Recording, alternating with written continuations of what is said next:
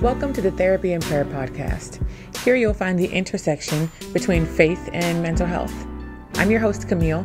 I'm a licensed therapist and clinical social worker, but more importantly, I'm a Christian who really loves the Lord.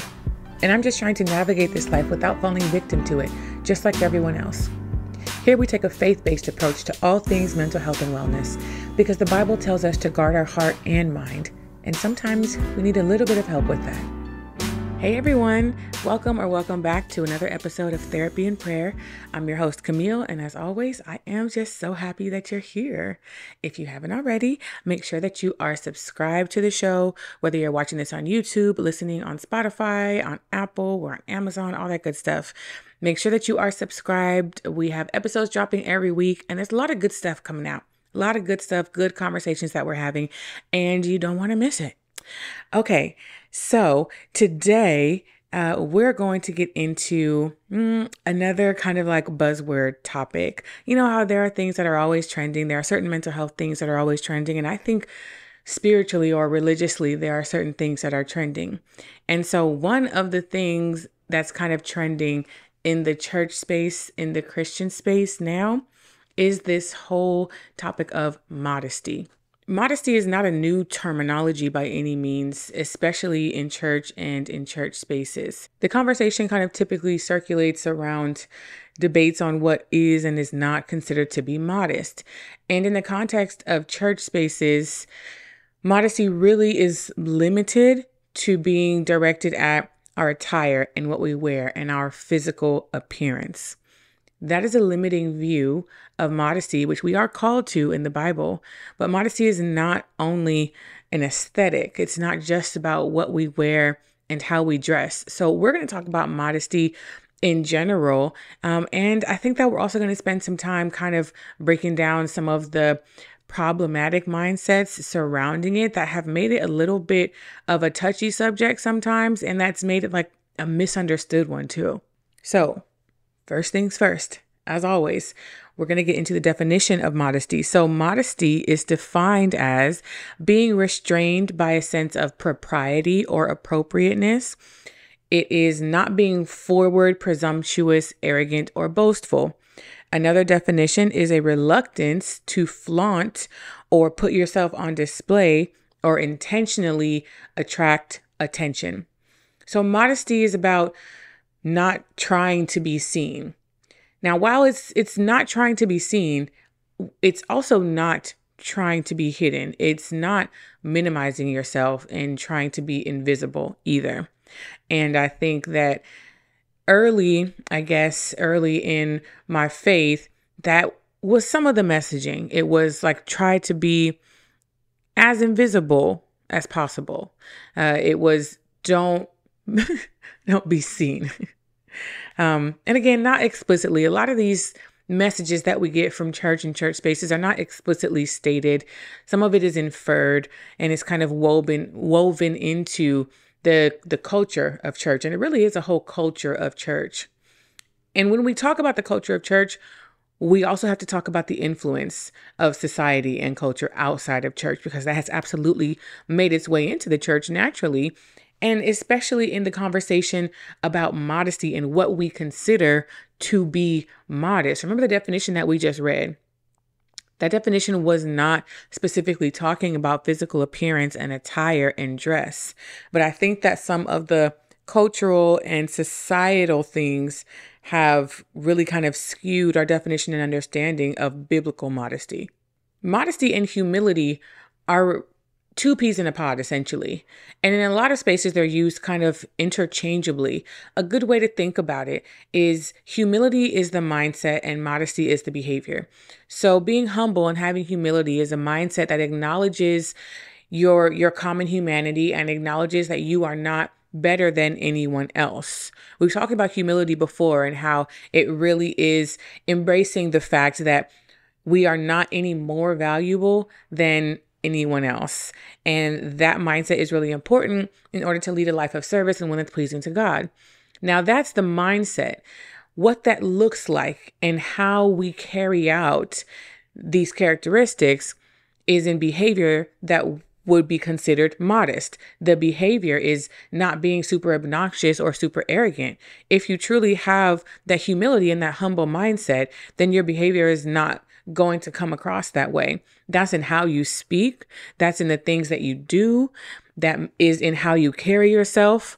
Also probably in what you wear. But see how it's like everything about a person and not just how you look and not just what you wear. So we've got to expand our definition to get back to the original definition and the original design when we were called to modesty in the first place.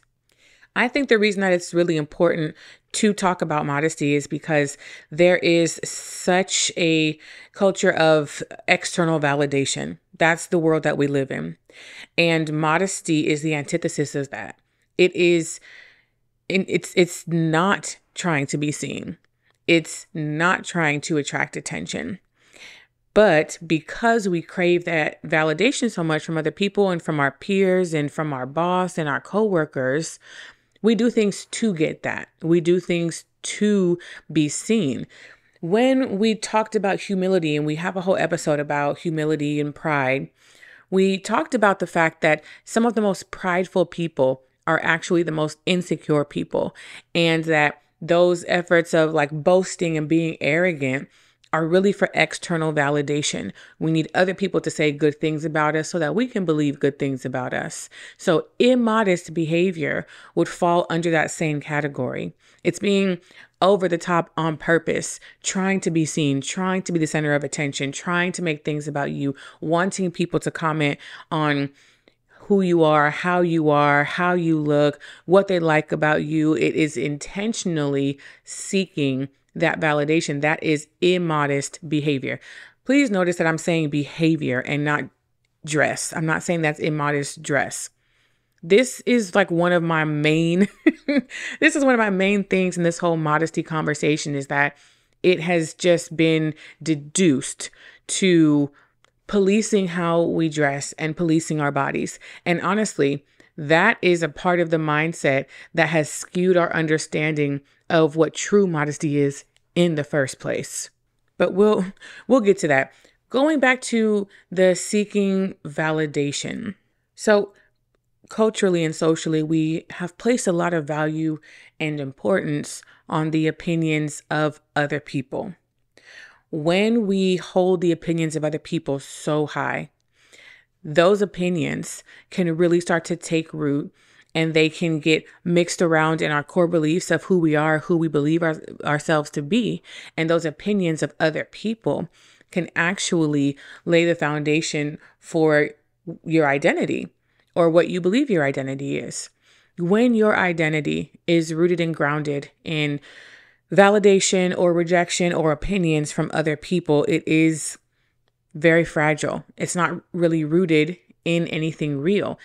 And that's also why we have to continue seeking that validation. If that is how we have defined ourselves, we have to keep seeking that validation if that's the foundation, because other people's opinions and people in general are fickle, kind of come and go, right? We've had relationships that have morphed over the years and our opinions and views change.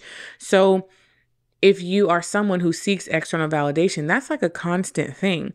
Just because someone validated me last week does not mean that they're still going to validate me next week. Or I might feel like I need to recheck back in to make sure that nothing has changed there. But that really starts to control so much of what we do and who we are or who we believe ourselves to be. Now, the first place that we generally seek validation is at home with family. Now, before I go further, let me say that validation inherently, I don't think is a bad thing, because it has something to do with acceptance. It has something to do with belonging. And we know that we are not meant to do life alone. We are meant to exist in the context of community. And when you're doing life with other people and you exist within the context of community and relationships, what those people think is probably going to carry some weight with you. And especially when we're young, what the people around us think shapes our worldview, and it shapes everything. So it's really, really important to us. And so that's why the first place that we seek validation is at home. It's with our family. And then the next place that we seek validation is with our peers.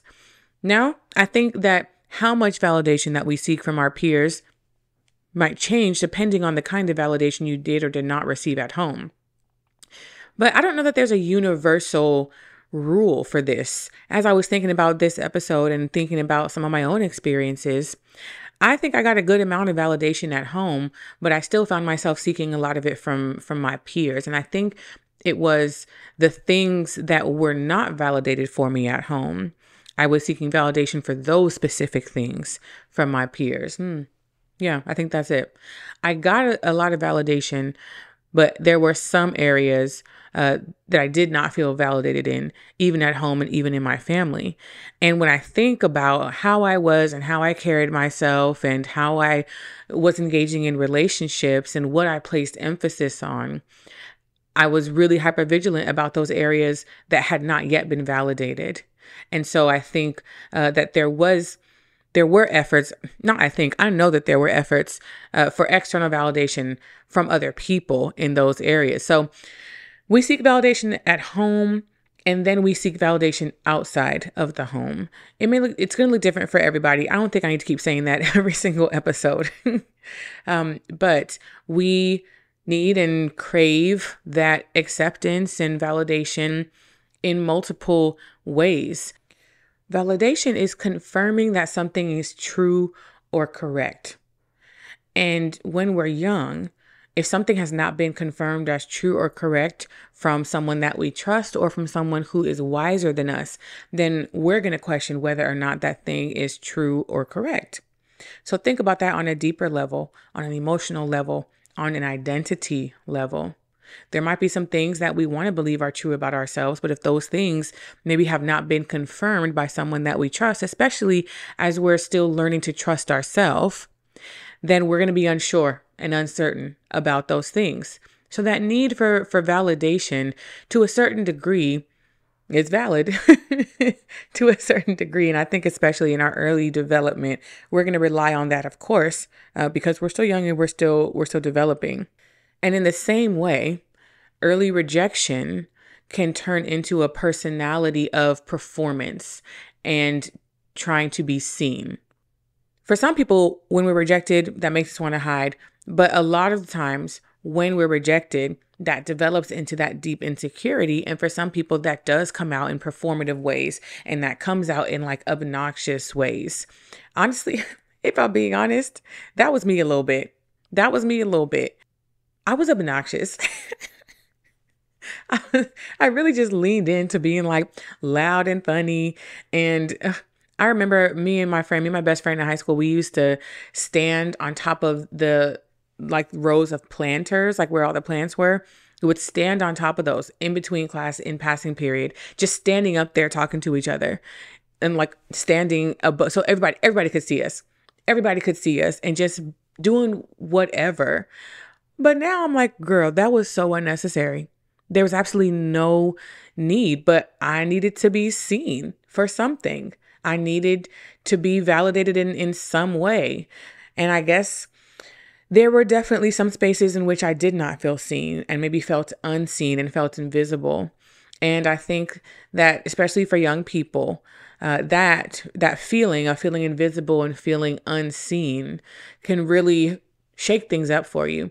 And it can make you question so much about everything, but especially about who you are and how valuable you are and what you deserve.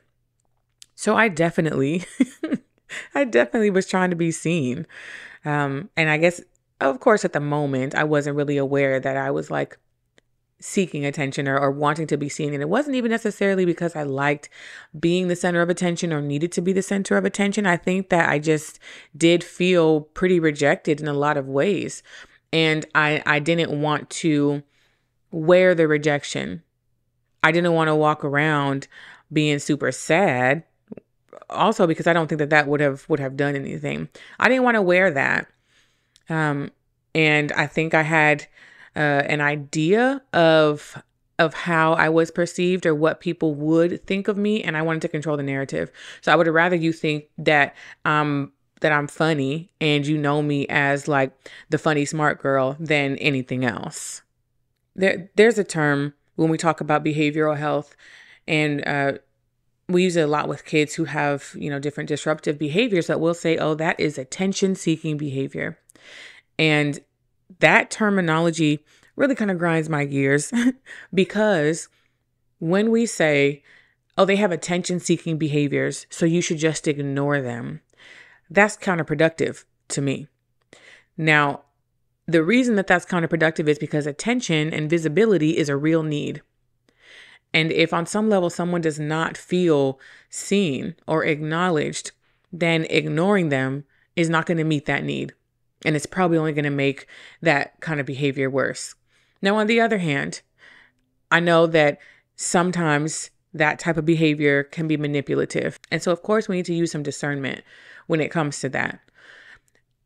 But when you think about the lengths that we go to just for our presence to be acknowledged, I think about how lonely and isolating it feels for your presence to not be acknowledged. And maybe because I have felt that, I can empathize with people who might do some things that are not quite modest for the sake of some visibility. I know better, thank God. Thank God I know better now, so I do better. But I do understand that experience. It can be really isolating, and especially don't let you be around other people who are constantly seen and praised and validated, and you're not. Oh, absolutely not. Absolutely not. So the need to be seen and the need for like visibility, the need to be acknowledged is an important one. When we talk about relationships and secure attachment, a part of that is safety, that emotional safety. And so when I say be seen, it's not like, oh, look at all these people looking at me because I'm so this and I'm so that. But I really am talking about having space held for you, for your most authentic you, without judgment or bias, and without really having to earn that space. That is kind of sacred. And so that's really what I mean when I talk about being seen. Not that like people just see the things that you do or the things that you produce, but that there is space for you, for the person at the root of it, at the core of it. If you don't feel like there is room for you as a person, then you'll do a lot of other things to try to make room for yourself or to try to take up some space. Or I think a part of our mind says, well, if there's not room for me as I am, then maybe it's because I'm not the right kind of person, or maybe because I'm not fill in the blank enough. So if I were more like so-and-so, maybe there would be room for me. So the comparison comes in, and we try to change and shift ourselves, or we try to be more desirable to other people. We try to be what we think other people want us to be, because we really just want to be seen. We really just want that space to recline. The Bible talks about Jesus going to people's houses and reclining with them. And that just really meant that he was able to like relax and put down his defenses with them. We all want to be able to do that. And if you don't have safe enough people in your life where you feel like you can recline and put your defenses down, that's a very lonely and isolating experience. And I think that we try to compensate with that by trying to entice people to be in our life and to be in our space. We feel like we have to entice people to be in our life and to be in our space because that's the only way that they will want to be here.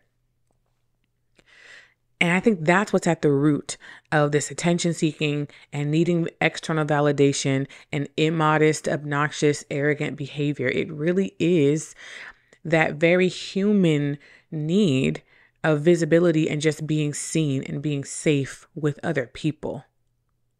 Now, while that's a very valid need, the way that we get that need met is not always the healthiest for us. Trying to get that need met by shape-shifting and trying to manipulate the opinions of other people and trying to entice and allure other people to be with you or to be in your space, That's not good for you. It creates a false sense of security. It creates a false sense of identity. It creates very superficial relationships. And those superficial relationships have the capability and the capacity to cause a whole lot of pain. So the need itself is not wrong, but the tactics that we use to get that need met are not always good for us either. Okay, so now we've kind of laid the foundation about modesty and seeking validation.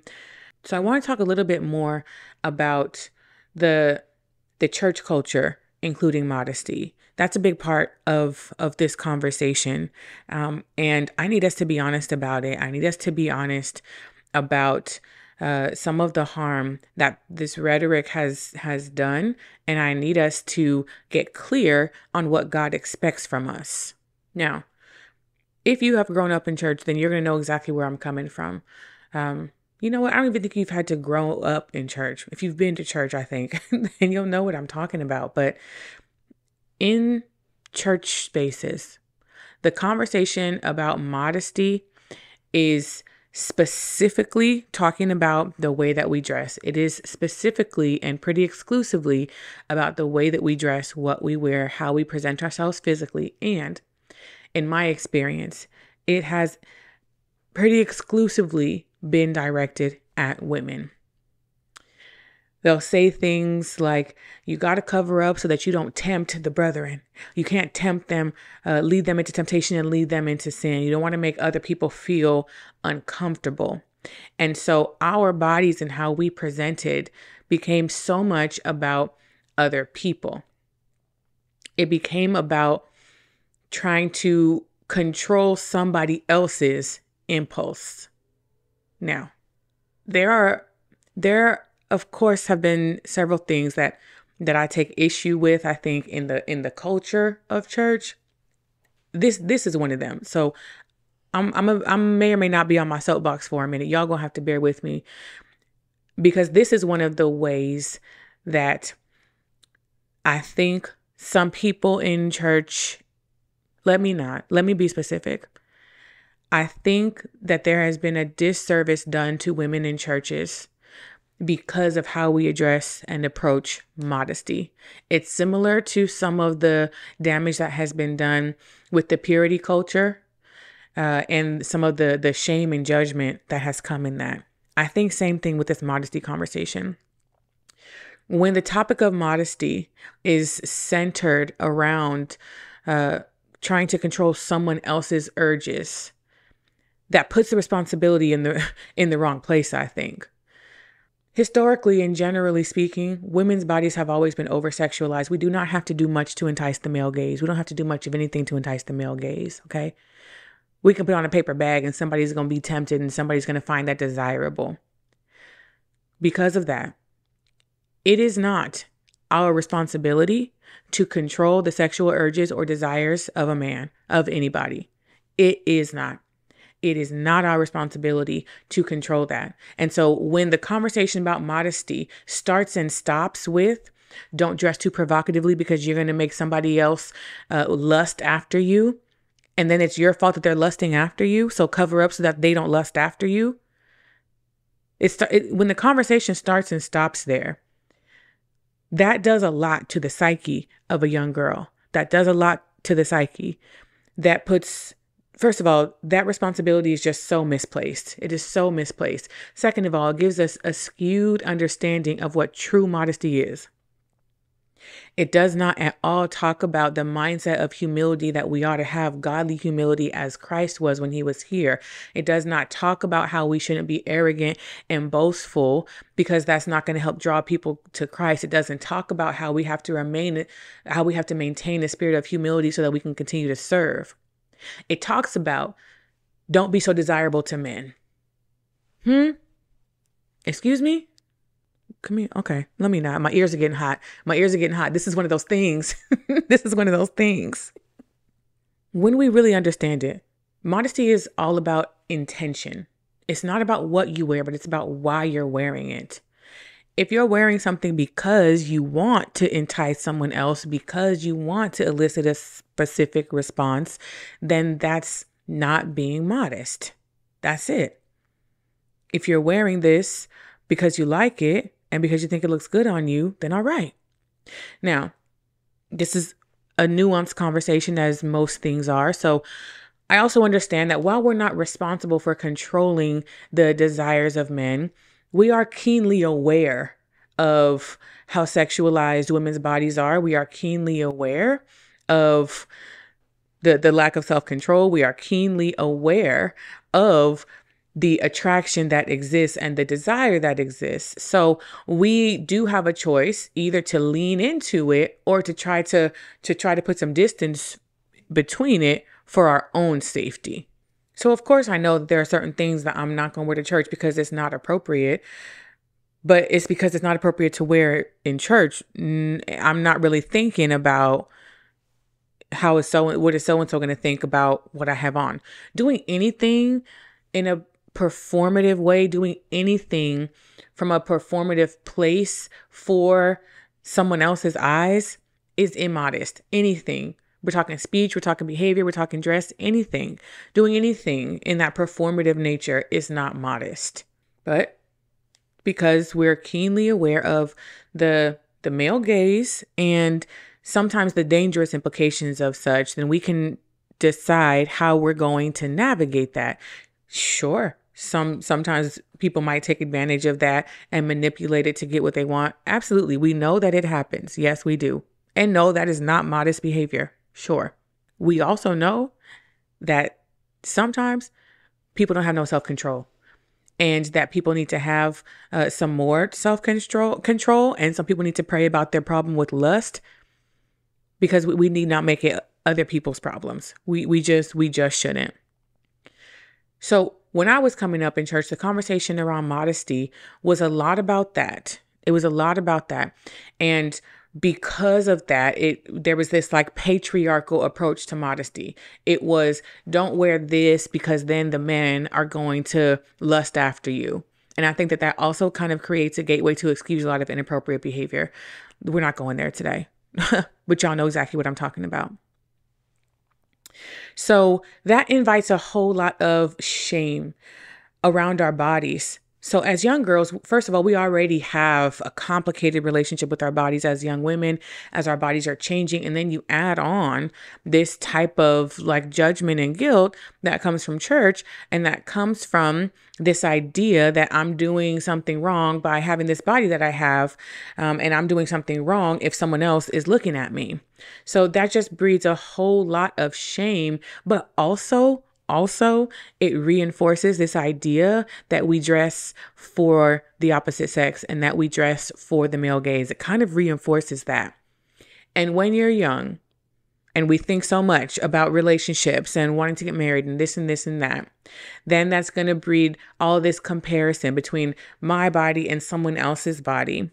And I know that it was not intentional, but that is some of the damage that we contributed to when we have approached modesty this way. We have contributed to that damage and to that shame that we have felt about our bodies. I don't know one woman who does not have a complicated, tumultuous relationship with her body. That, I think, is a universal experience, and probably for all people, if I'm honest. But that is a universal experience. All of that policing people's bodies and policing what we wear, it leads to so much shame and just a lot of self-hate. And so when the body positive movement came along, I think it was to combat a lot of that stuff. So for those of us who had these shameful relationships with our body, when we finally leaned into it and stopped being shameful and accepted and embraced it, then that was maybe considered a little bit immodest. Let me just take myself, for example.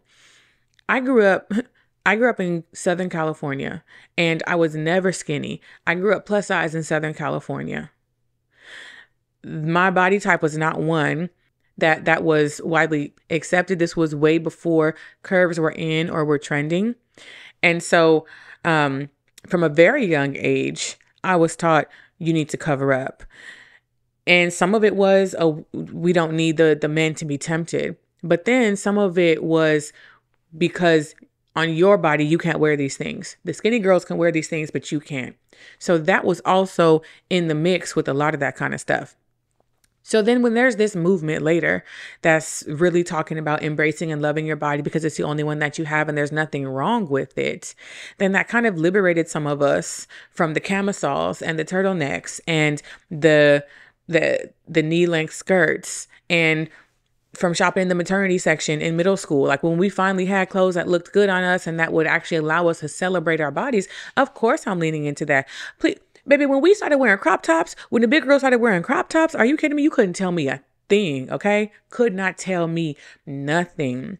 But because of my conditioning, all of this around what is and is not modest, leaning into some of these other types of dress and aesthetic could be considered immodest.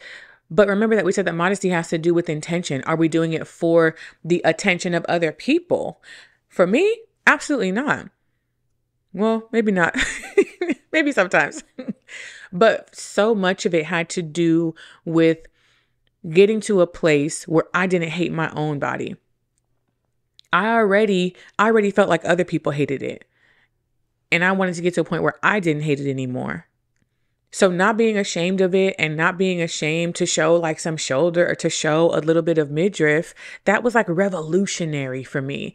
And it really was not about trying to be seen and trying to be boastful and trying to get attention from other people. Now, of course, sometimes when we're young and fast, we want the attention of other people, okay? And sometimes when we're young and fast, we're trying to be seen. Sure, okay. And it feels good to be desired by other people. I'm not going to sit here and lie and say that it don't. We know that. But modesty does not only look one way. What I really think that what might be modest for one person could be immodest for another, and vice versa. When I was younger, I was taught that really showing any kind of skin was immodest. You're just not supposed to show no skin. And as I got older and changed and healed my relationship with my body, then I kind of had to look at that and assess that again. But when we're talking about modesty, we have to talk about the mindset and the purpose behind everything that we do. And again, modesty is not just about how we dress. So for me, when I was being loud and obnoxious and arrogant, I was completely covered when I was doing it, okay? Completely covered. But I was not being modest because my behavior was for the attention of other people. I was doing things to be seen. I was doing things for the validation of my peers and for other people. That's not modest, even though I was covered up head to toe. So it was that modest just because I wasn't showing skin? No. Now, of course, I think there's a line that we have to toe, right? We're talking about understanding. We also are talking about understanding what is and is not appropriate in certain settings. I'm not going to wear a bikini to a wedding. What's going on? That's not appropriate. So that's not modest. It's in the realm of what is and is not appropriate. What is appropriate also has to do with your level of comfortability, I think. Your level of comfortability, maybe the level of the comfortability of other people to a certain extent. But again, it's not to take on the responsibility for someone else's feelings. There's a consideration that we can take for other people. We want to be considerate of other people, but the opinions and validation of other people cannot be our primary motivating factor for anything that we do. That's when we're getting into the realm of being immodest, regardless of what we're talking about. Because modesty really is subjective. It's going to vary from one person to another. I really don't believe that there is a universal picture of modesty.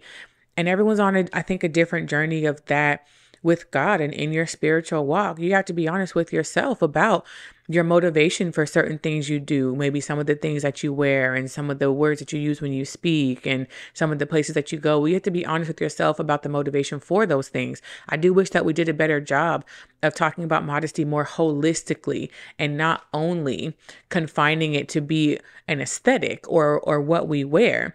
But everybody has to do their own self-reflection about where we're coming from and where is our heart when we're doing those things. It's about posture and not performance. What is your heart posture when you're doing these things, when you're wearing these things, when you're saying these things? Is it one of humility and one of not trying to elevate yourself above other people and not centering yourself and your reputation on everything? Or is it one of needing the validation of other people because you have no sense of internal validation? Anytime we talk about external validation, we have to talk about internal validation. Remember that we said that validation is someone confirming that something is true or correct. How are other people going to confirm what is true or correct about you? The only person who can really do that is God himself, because he is the one who has created you. And so what he says about you is already true. If we believe what God says about us to already be true, then we should not need as much validation from other people. Much, much, much easier said than done. But that has to be a part of the journey that we all go on. I've talked before about how my journey of self-acceptance really kind of coincided with my spiritual kind of growth and transformation. And this is it's a part of that. The self-acceptance is leaning into the validation that we get in Christ. That's what that is. I can accept myself because I know that I'm already accepted by God. I already know that I'm validated in him. Therefore, it's easier for me to accept myself. So when my identity is rooted in God and I am validated by him internally, it's a much more solid foundation. It's less fragile, less fickle than when your identity is rooted and grounded in other people and their opinions and what they think about you. I know that was a couple of different tangents that I went on there, but I just feel like this whole modesty conversation is skewed and inaccurate. And that we really need to pay much more attention to the why behind what we're doing instead of just focusing on the external things. Okay, let's move on to our scripture of the day, and let's see what the word got to say about some of this. Okay, our scripture for the day comes from 1 Peter 3, verse 3 through 4. It says, "Your beauty should not come from outward adornment, such as elaborate hairstyles and the wearing of gold jewelry or fine clothes. Rather, it should be that of your inner self, the unfading beauty of a gentle and quiet spirit, which is of great worth in God's sight." Now, in these verses that are talking about your beauty should not come from external things. It should not come from outward adornment.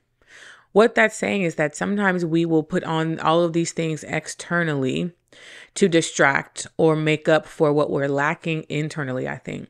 Now, there are many examples in the Bible where God talks about how it's important to look at the inward man and not on the outward man, not on the external. God tells us that over and over and over again, yet and still we put so much emphasis on the external instead of the internal. I'm not just talking about visual appearance, but we put a lot on the external, success, how much money you have, what kind of car you drive, what kind of job do you have, are you married, do you own a house? All of that is external and really has nothing to do with the spirit of someone. And that is what God is looking for. So this verse is not saying that you shouldn't wear nice things and that you should not wear gold jewelry. But why are we wearing those things? Are we wearing those things because we think that's what makes us beautiful? Are we wearing those things because we think that's what makes us valuable? This verse is saying that's not what makes you beautiful. That's not what makes you valuable. What God truly values is a quiet and gentle spirit, that meek and humble spirit that Christ had. That's what's valuable and beautiful to God. So we're misguided when we're putting so much effort on the external and not being modest in what we're doing because we're putting so much on the external. When we're focusing all on what we're doing and what we can produce and, oh, look at this new car, look, I just bought this house, or look at this, look at that. That's not modest. That is not modest behavior.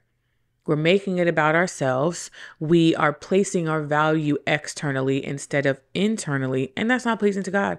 He's looking at the spirit. So how is your spirit? You can have all the money in the world and have an ugly spirit. You can have the biggest house and the beautiful wedding. You can have all of that and not be pleasing to God and not be modest and not be humble and not have that quiet and gentle spirit. I think it's really amazing that the things that the world deems important is the opposite of what God says is important. Over and over in his word, he says, don't look at the external. Do not look at the external. Look at the internal. And time again, we look at the external and we compare. And we're so ambitious for all these external things, not putting enough emphasis on our internal spirit, on our inner self and that inner man, when that's really all that God looks at. Similarly, okay, we have a bonus scripture today. Our bonus scripture is Proverbs 29:23. It says, pride brings a person low, but the lowly in spirit gain honor. Like we said before, remember that the pride of life is one of the main categories of sin. Pride and immodesty can lead you into so much sin because it is prioritizing and honoring the flesh over the spirit. Anytime that you put the flesh above the spirit, then you're in trouble. That's a problem. And so pride can really lead you into a lot of sin that way. It can lead you into idolatry. It can cause you to stumble. So we need to reprioritize and realign with the things that God says are important. Over and over again in the Bible, he uplifts the humble. He uplifts the meek and the lowly. What does he say? That the first will be last and the last will be first, over and over and over again. We really ought to be able to get that in our spirit and think about, what does that look like for you to have a quiet spirit. It doesn't mean that you can't be wealthy and that you can't have nice things and that it's wrong to have nice things. But again, it's not about what you do. It's about why you do and how you do. Did you get these nice things so that other people would think better of you?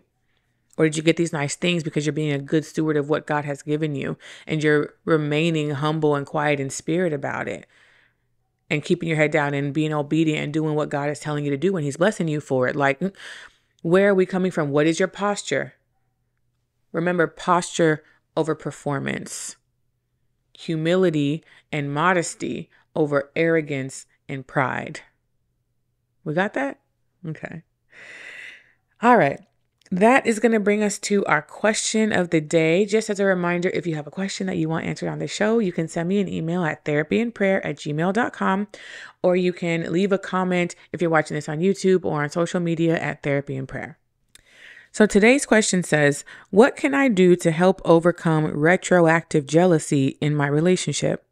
My partner loves Christ and has given me no reason to doubt his love for me, but I can't help but feel this irrational fear that he loves or misses his ex-girlfriend. Are there any techniques or Bible verses that you could recommend? I'm going to be honest. I had to look up retroactive jealousy when I saw this question. I was like, what is that? I didn't know that there was a name for it, but essentially retroactive jealousy is feeling threatened by your partner's ex-relationship, which that's not a new experience. I just didn't know that there was an official name for it. Any kind of jealousy, especially in a relationship, comes from an insecurity. Now, in this question specifically, you said that your partner has not given you any reason to feel jealous. So we're going to go based off of that assumption that your partner is not giving you any reason to feel insecure in this relationship or to feel jealous, which tells us that there is an insecurity in you apart from this relationship. If the jealousy is not on your partner's part, then it's on your part. So I think that it's going to take some reflective work for you to really examine the root of your own insecurity. Are you someone who relies a lot on external validation like we've talked about today? Now, I do believe that in relationships, especially in romantic ones, that validation is important and words of affirmation are important. Understanding one another's love languages and really being intentional about making sure the other person feels loved. We do have that responsibility in relationships. If you are someone who has relied heavily on external validation for the reasons that we've listed today in this episode, then I think that it's a little bit deeper for you. So I think that would be my curiosity is, what is the insecurity that you likely had before this relationship? Now, if you didn't have this insecurity before this relationship, then I think that if you did not have this insecurity before you got into this relationship, then I would be curious about whether or not something has happened to ignite this insecurity in this relationship. And then that might make me question whether or not it is completely on your part, or if there's some shared responsibility with you and your partner. Different conversation. But this insecurity likely was there before you got into this relationship. If you are feeling threatened by their past relationship, are you comparing yourself to their past partner? Are they still friends, or are they still in communication in some way? Do they still have some sort of a relationship, and you feel like they were so in love they might fall back in love? Like, what's really the context around all of that? And even though you're saying that your partner is not doing anything to make you feel this way, it still might be a good idea to share how you're feeling with them.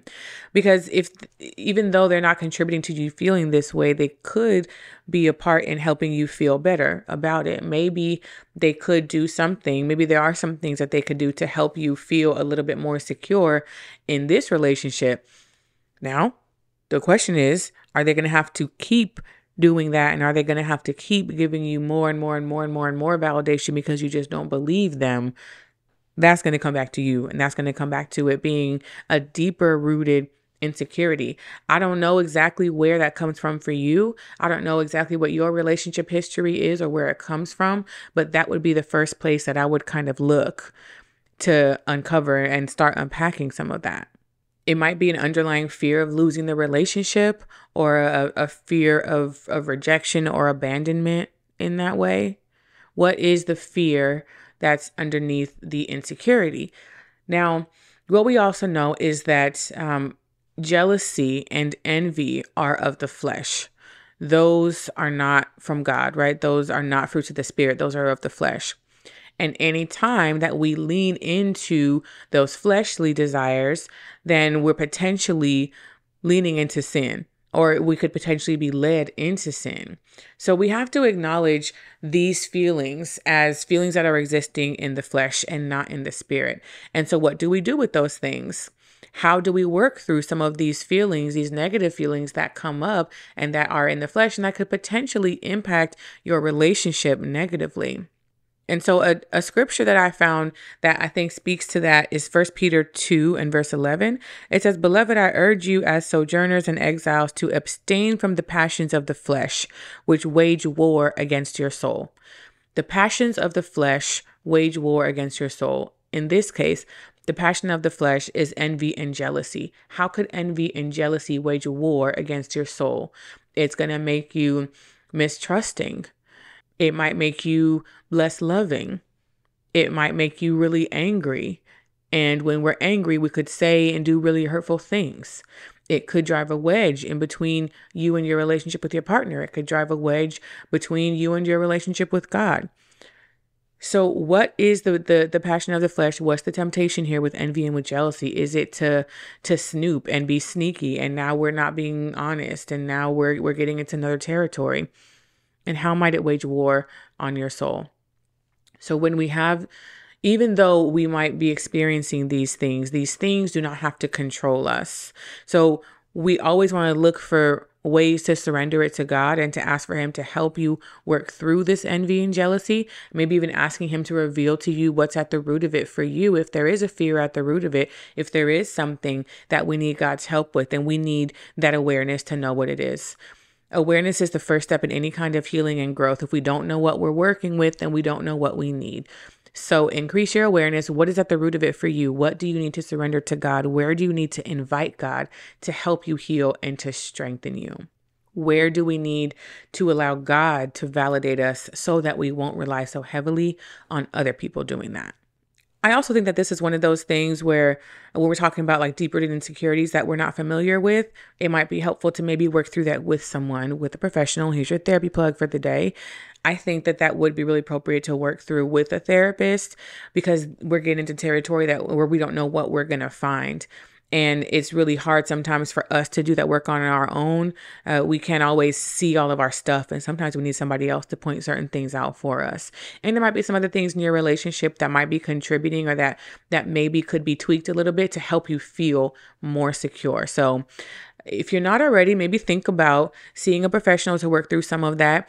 And this goes, I think, for anybody who really struggles with external validation and having difficulty validating yourself. A lot of times the need for validation boils down to these ideas of self-worth, and not being good enough, and really just having some negative views and beliefs about ourselves and who we are. And that could come from a variety of places. So if you struggle with external validation and modesty from that perspective, then think about talking to somebody about it. And there's hope for you yet. All right. I hope that this was helpful. As always, thank y'all so much for watching. If you have made it this far, then you're a real one. Quick little announcement. I know before I talked about like trying to find a way for us to just dialogue more. And so I'm going to be rolling out a membership here on my channel. And in that membership, we're going to be getting together at like once or twice a week to doing some live streams so that we can talk and chat and have some Q&A and some kind of processing sessions live. So more information about that will be coming out at some point. I ain't gonna lie, y'all. I feel kind of funny and kind of weird about this kind of stuff, but I've gotten a lot of questions and requests for like one-on-one work and working with people individually. And I can't work with everyone individually, but I also feel like this community that we're building here is necessary for so many of us, myself included. And I really do want to find a way for us to be able to just commune and fellowship on a more personal level. So that's what we're going to be doing here. Stay tuned for that. I'm really excited to kind of get to know you guys more and for y'all to get to know me more.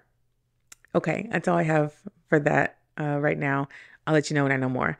Anyway, thank you so much for listening, as always. I love you so much, and I'll talk to you soon. Thanks for listening to this episode of Therapy and Prayer. Make sure you're subscribed and following wherever you listen to podcasts, and if the spirit moves you, go ahead and leave us a review. If you want to submit a question to be answered on this show, send us an email at therapyandprayer@gmail.com, and make sure you're following us on TikTok at Therapy and Prayer. Thanks again for listening. I'll talk to you soon.